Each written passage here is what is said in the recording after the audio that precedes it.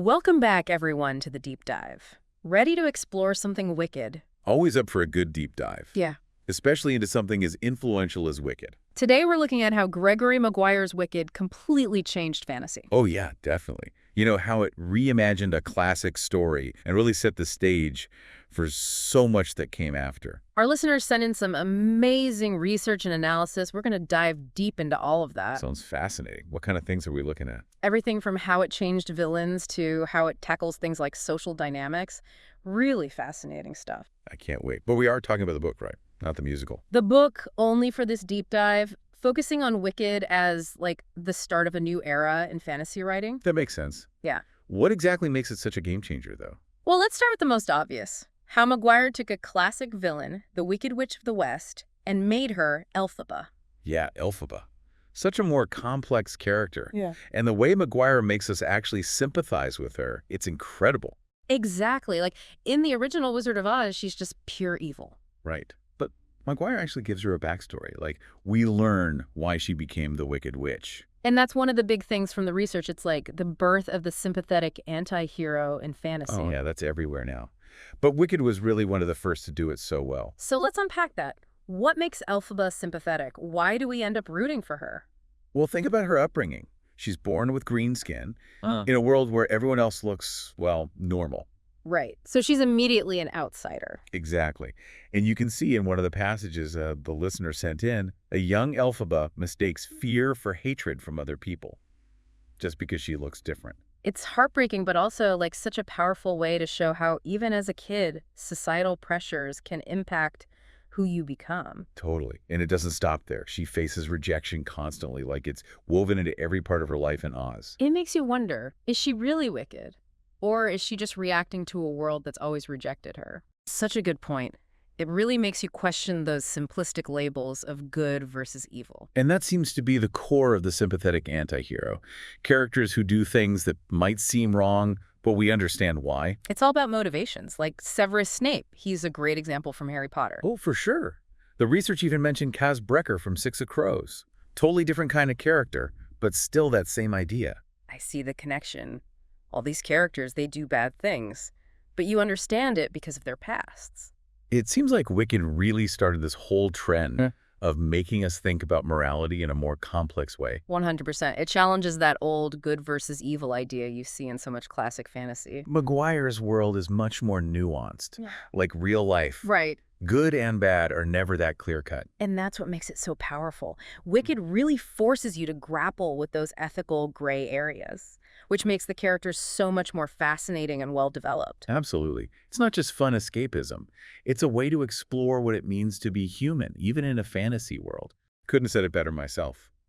And speaking of exploring deeper issues, the research also really dug into how Wicked tackles social commentary. Yeah, that really stood out to me too. Like Elphaba's green skin, it's not just a random physical trait. Right, it's so much more than that. It's a metaphor for how society treats anyone who's different. It makes you think about how we judge people based on appearances, like we see happen to Elphaba throughout the book. One of the analyses pointed out all the ways people react to her. Fear, disgust, even pity. It's powerful stuff. And it really makes you examine your own biases. Like, would you treat someone differently just because they look different? Right, and it goes beyond just Elphaba. This idea is woven into the entire fabric of Oz. You mean like how animals are treated in Oz? Exactly. They're systematically oppressed. It's like Maguire's drawing a parallel to real-world struggles for equality and civil rights. That's really thought-provoking. It's like he's using fantasy to hold up a mirror to our own world and its problems. And that's one of the things that make Wicked so relevant, even all these years later. It's not afraid to tackle those tough issues. Which is probably why it's inspired so many other authors, you know, like Tomi Adeyemi's Children of Blood and Bone. That book uses magic to explore racial dynamics. That's such a great example. Yeah. And it shows how Wicked really started a trend of fantasy being more than just escapism. It can be a way to make people think about real-world injustice and inspire them to make a difference. Absolutely. Yeah. It's proof that even a story about a witch in a magical land can have a profound impact on how we see the world around us. It really makes you think about how powerful stories can be when they tackle real issues head-on. It's like they're not just escaping reality, but actually making you think about it in new ways. Exactly. But there's more to Wicked's influence than just the themes. One of the things that really stood out in the research was how Maguire played with narrative structure. Oh, yeah, that's right. We've talked about how he gives us Elphaba's perspective, but you're saying he goes even further than that. Oh, absolutely. Yep. He doesn't just tell the story from one point of view. He brings in all these different voices. It's like a tapestry. So we're not just seeing everything through Elphaba's eyes. Nope. You get letters, journal entries, even like historical accounts. It's all woven together to give you this much bigger picture of what's happening in Oz. Wow, that's so clever. It's like we're piecing together a puzzle, getting all these little glimpses into the story. Exactly. And it makes it so much more engaging. Like one of the sources highlighted this scene where you see the same event from both Elphaba and Glinda's perspective. Oh, that's interesting. So you get to see how their biases shape their understanding of what happened. Right. It makes you realize that there's never just one true version of any story. Everyone has their own interpretation. It also makes you question who's writing history, right? Like whose voices get heard and whose get silenced. Totally. And that's something Wicked does so well. It gives a voice to the marginalized, the misunderstood, those who are usually left out of the official narratives. And that's something we see a lot in modern fantasy too, right? This idea of exploring multiple perspectives and challenging the idea of a single truth. Oh, definitely. Wicked really paved the way for that kind of complex storytelling. It's become a hallmark of the genre. And it's not just the structure that's unique. You also mentioned how Maguire's writing style is different from what you might expect in traditional fantasy. Right. His prose is just so engaging. It's this amazing blend of dark humor and almost lyrical language. You know, that's something I really appreciate about Wicked. It's not afraid to be witty and clever, even when dealing with serious topics. One of the passages that stood out to me was this description of the Emerald City. Maguire uses this really striking metaphor to talk about their obsession with technology. It's not just a pretty city, is it? There's this underlying sense of unease, like their progress has come at a cost. Right. It's almost like he's warning us about the dangers of unchecked ambition, the loss of connection with nature. It's like Oz itself is a metaphor for something bigger, something about the human condition. Exactly. And that's where the symbolism comes in. You mentioned the Emerald City. But your research digs into how that represents so much more than just a place. Oh, absolutely. I mean, it's all about illusions, right? The wizard, the obsession with appearances. It's like a commentary on our own society's obsession with superficiality. And the mechanization, Yeah. the artificiality. It makes you think about what we lose when we try to control and manipulate nature. It's like Wicked is using fantasy to make a statement about what really matters, about authenticity and connection and not getting caught up in all the glitter and smoke and mirrors. That's what makes it so brilliant. It works on multiple levels. It's a captivating story, but it's also a sharp commentary on society, on human nature. It's no wonder it's had such a huge cultural impact. I mean, let's talk about the elephant in the room, or should I say the green-skinned witch. The musical. Yeah. It's hard to talk about Wicked's influence without mentioning how the Broadway adaptation brought the story to a whole new audience. And those songs, they really take the themes of empowerment and self-acceptance and just like amplified them. Defying gravity. Come on. That's become an anthem for anyone who's ever felt like they didn't fit in. It's such a powerful message, and the music just makes it so much more emotionally resonant. It's impossible not to get swept up in it. The musical definitely played a huge role in Wicked's lasting popularity. Yeah. But even beyond that, the book itself started this whole trend of retelling classic stories in new ways. It's like Wicked opened the floodgates. Suddenly, everyone was looking at fairy tales and myths and saying, hey, what if we told it from a different perspective? You have series like The Lunar Chronicles, which takes fairy tales and gives them this futuristic sci-fi spin. Or The Bear and the Nightingale, which reimagines Russian folklore in a much darker and more complex way. It's fascinating to see how many different directions these retellings have taken. But they all share that same spirit of Wicked, right? Challenging traditional interpretations and asking, what if things weren't as simple as we thought? Exactly. And that's a legacy that continues to this day. Wicked really showed authors that it's okay to play with those familiar stories, to dig deeper and find new meaning. And it's had a huge impact on young adult fantasy, especially. Elphaba, with her defiance and her refusal to conform, she's become a role model for so many strong female characters. Oh, absolutely.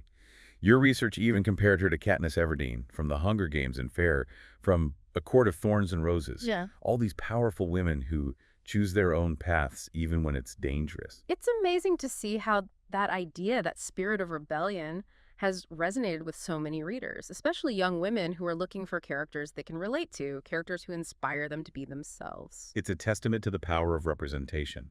Seeing yourself reflected in a story, even if it's a story about a green-skinned witch, it can be so empowering. And that's ultimately what Wicked is all about, isn't it?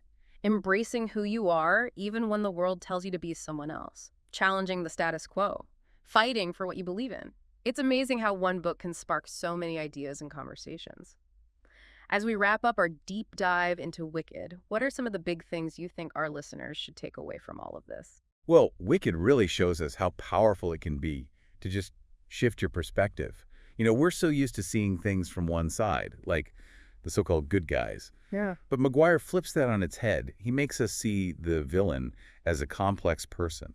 It's like he's saying there's always more to the story than meets the eye, right? Exactly. And that's such an important lesson, not just in books, but in life. We tend to make snap judgments about people, but there's always a reason why they are the way they are. And like we talked about, Wicked really opened the door for fantasy to tackle more serious issues. It's not just about escaping reality anymore. Right. It can be a way to explore those really complex social and political themes, and to do it in a way that's engaging and thought-provoking. Your analysis even pointed out that this shift in fantasy kind of mirrors what's happening in the real world. Like we're becoming more aware of social injustices and the need for equality. Oh, definitely. Like fantasy is reflecting those real-world conversations, and maybe even helping to push them forward.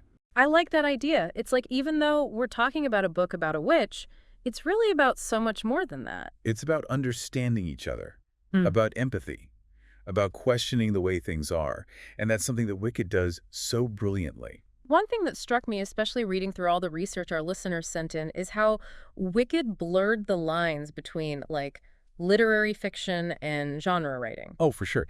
Fantasy used to be seen as just, like, light entertainment. But Maguire brought this whole new level of depth and complexity to it. The way he uses language, the themes he explores, the psychological depth of the characters, it's all so well crafted.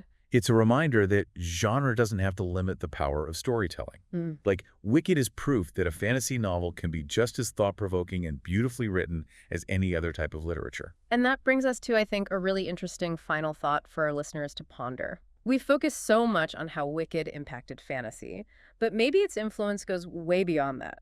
That's a great point. It's like those themes we've been talking about. They're not just limited to one genre. They're universal. Right. Have you noticed those same ideas, the struggle for acceptance, the fight against injustice, that courage to defy expectations? Have you seen those things in other stories and other parts of life? Oh, all the time. It's Yeah. like those echoes of Elphaba's journey, they pop up everywhere if you start looking for them. Maybe that's the true legacy of Wicked. It's not just about a witch or a magical world. It's about that core human experience, that desire to be seen, to be understood, to make a difference. And that's something that will always be relevant no matter what genre you're exploring, no matter what story you're telling. Well said. Thanks for taking this deep dive into Wicked with me and our listeners. It's been enlightening. The pleasure was all mine. I always love a good deep dive into a book that's had such a profound impact. And to our listeners, if you haven't read Wicked yet, what are you waiting for? Go check it out. You might be surprised how much it resonates with you, even today. Until next time, keep diving deep.